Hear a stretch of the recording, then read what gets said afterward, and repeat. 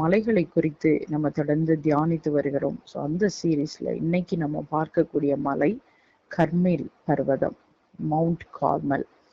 இது ரொம்ப முக்கியமான ஒரு மலையாக வேதத்துல பார்க்கப்படுகிறது.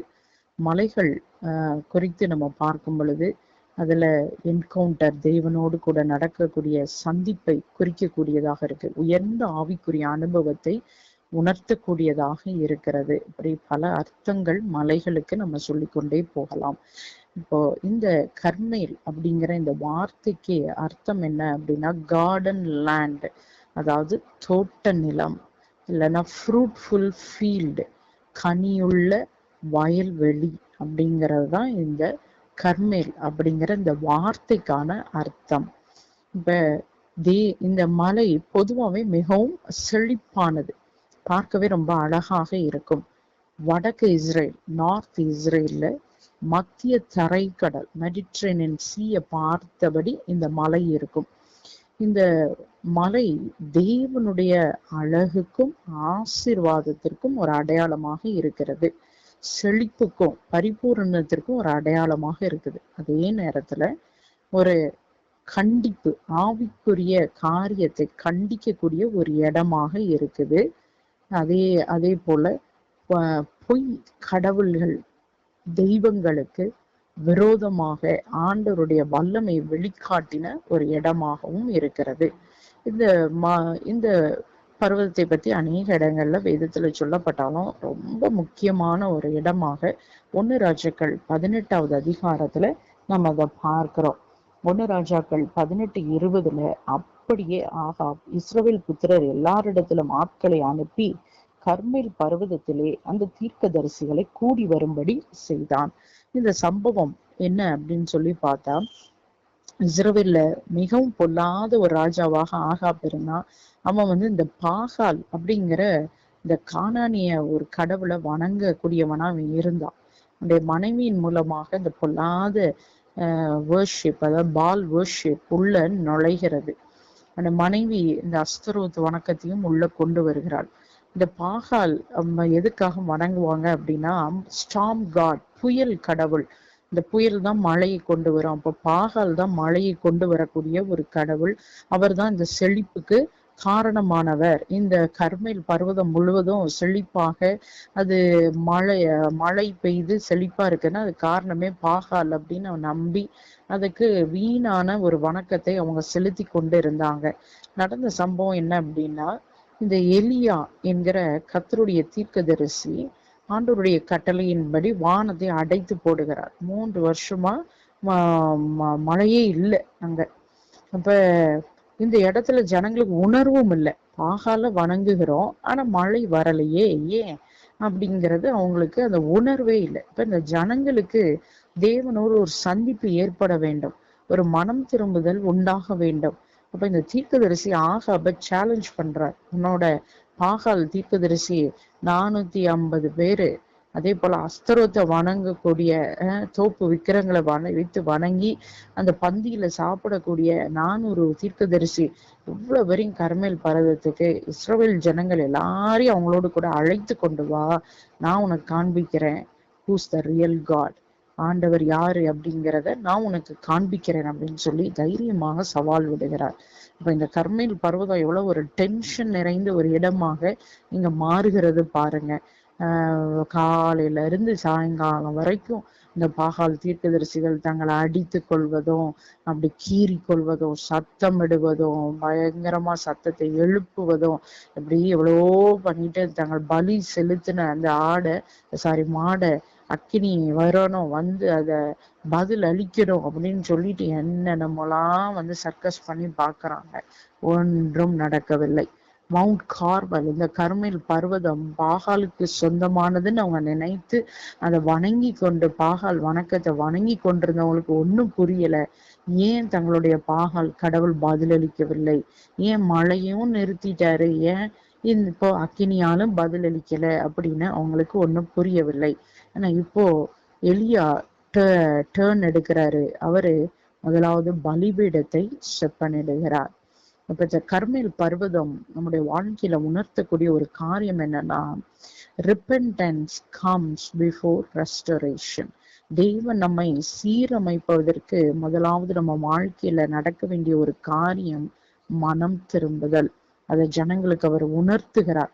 அதுக்கு அடையாளமாக தான் பலிபீடத்தை செப்பனிடுகிறார். பலிபீடம் மிக முக்கியமான ஒரு காரியமாக வேதத்துல நம்ம பார்க்க முடிகிறது. ஆபிரகாம் பலிபீடம் கட்டி ஆண்டவரை தொழுது கொண்டார். எப்படி நோவா பலிபீடம் கட்டி ஆண்டவருக்கு பலிகளை செலுத்தி தொழுது கொண்டார். பலிபீடம் கவனன்ட், தேவனுக்கும் நமக்கும் இருக்கிற ஒரு உடன்படிக்கை உணர்த்தக்கூடிய ஒரு இடம். அப்ப அந்த பலிபீடம் முதலாவது செப்பனிடப்பட வேண்டும். நம்ம வாழ்க்கையில இன்றைக்கு சீரமைக்கப்படணும். இம்மீடியட்டா நம்ம அட்டென்ஷனுக்கு வர வேண்டிய சீரமைக்கப்பட வேண்டிய காரியங்கள் எது? ஆண்டவர்கிட்ட நம்ம கேட்கலாம். பலிபீடத்துல கற்களை பொறுக்கி வைத்து சரிப்படுத்தின எலியா அங்க அந்த மாடை சந்தா வெட்டி 12 குடம் தண்ணிய ஊற்றி அவரு அக்கினியால் பதிலளிக்கிற தேவன், நீங்க தான் ஆண்டவரே அப்படின்னு 36வது வசனத்துல அவரு சொல்றாரு. உடன்படிக்கையின் தேவனை கூப்பிடுகிறார்.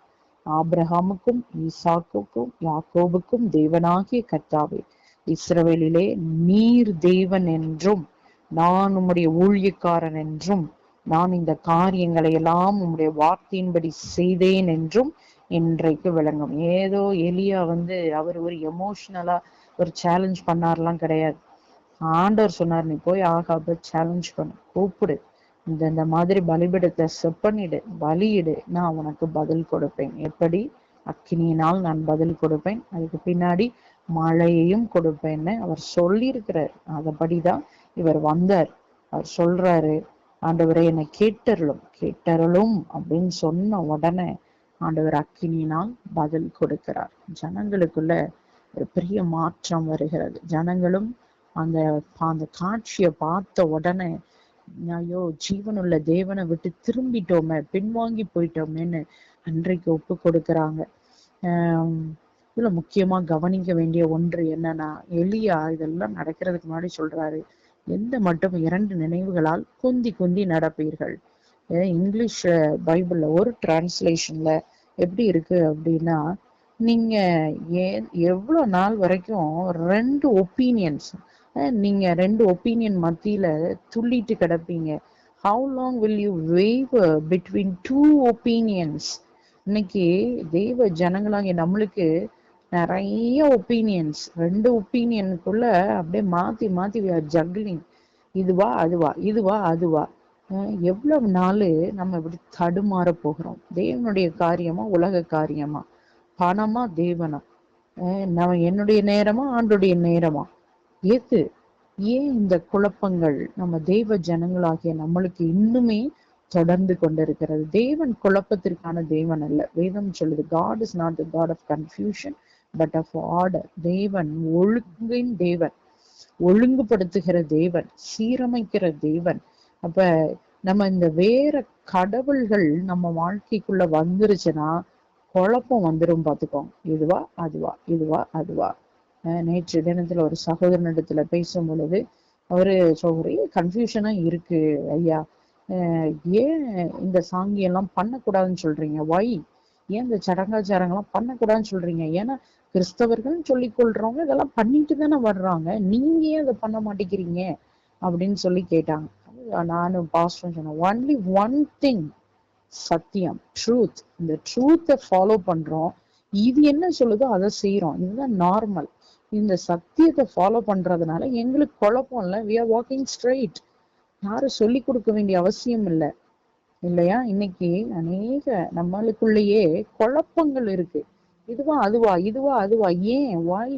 ஏன் இந்த குழப்பங்கள் நமக்குள்ள இருக்கு? எலியாவை போல ஏன் நம்மளால ஸ்ட்ராங்கா நிக்க முடியல? கத்துறத சொன்னா, சேனைகளின் தேவனாகி கத்துறத சொல்லிட்டாரு, நான் இதை செய்ய போறேன் அப்படிங்கிற ஒரு தெளிவு எப்போதான் நமக்குள்ள வரப்போகிறது?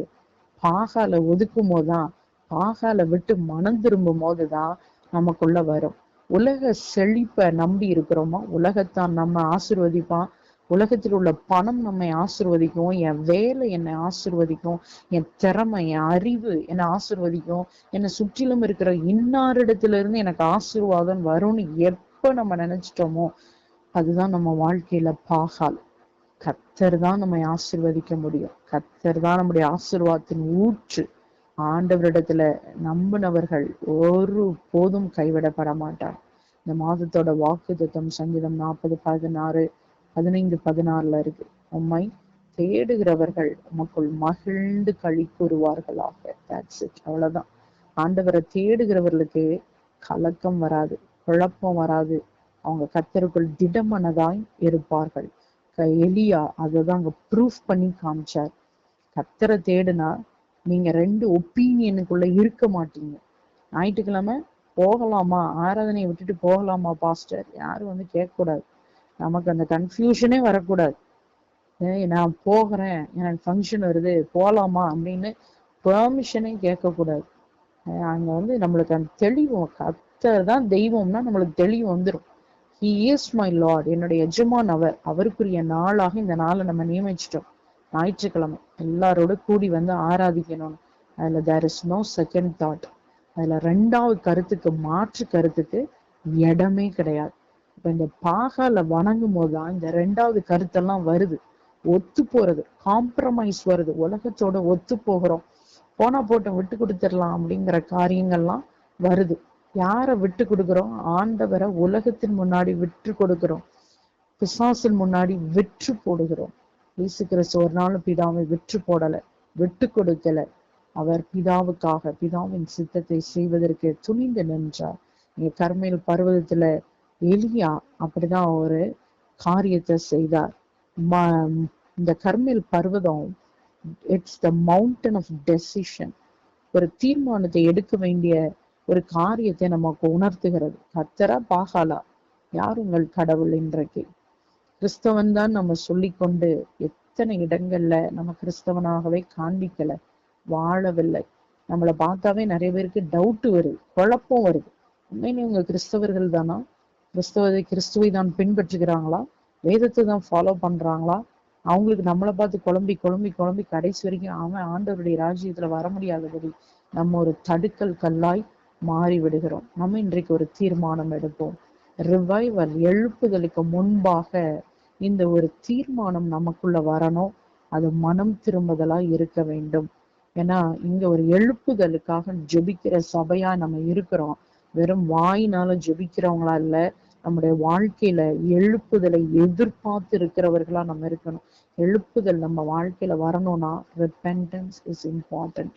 அதுல முக்கியமானது மனம் திரும்புதல். இந்த மனம் திரும்புதல் எழுப்புதலுக்கு நேராக கொண்டு போகும், சீரமைப்புக்கு நேராய் கொண்டு போகும். ஸோ இன்றைக்கு இந்த ஒரு சிந்தையோடு கூட நம்ம இந்த நாள் ஆராதனைக்கு நம்ம ஆயுத்தமாவோம்.